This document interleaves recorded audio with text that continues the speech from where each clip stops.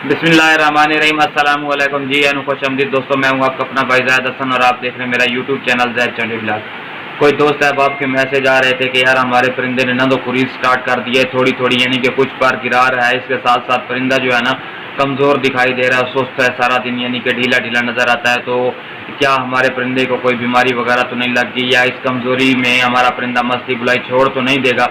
कोई ऐसी चीज़ बता दें, कोई ताकत वाली खुराक बता दें जिससे जो है ना हमारा परिंदा खुरीद भी अच्छी करे और जो है ना मस्ती बुलाई भी बहाल रखे।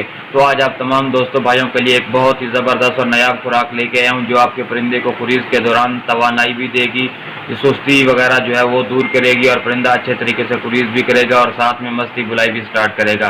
ठीक है, तो वीडियो शुरू करने से पहले आप तमाम दोस्तों भाइयों से रिक्वेस्ट है कि जिन भाइयों ने अभी तक हमारे चैनल को सब्सक्राइब नहीं किया तो फर्स्ट ऑफ ऑल हमारे चैनल को सब्सक्राइब कर दें ताकि इस तरह की जो भी मालूमाती वीडियो है आप सब दोस्तों तक पहुँचती रहे।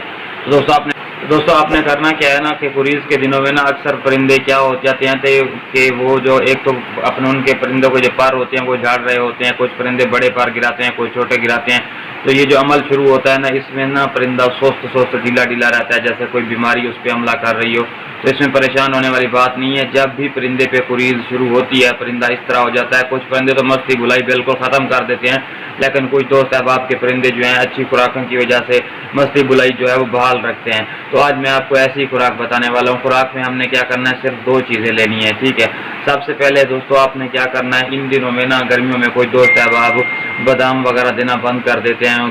तो आपने क्या करना है कि एक अदद बादाम जो है ना रात के वक्त अपने परिंदे को थोड़ी देर भिगो के रख दें, जब नरम टुकड़े करके परिंदे की कुप्पी में डाल दें।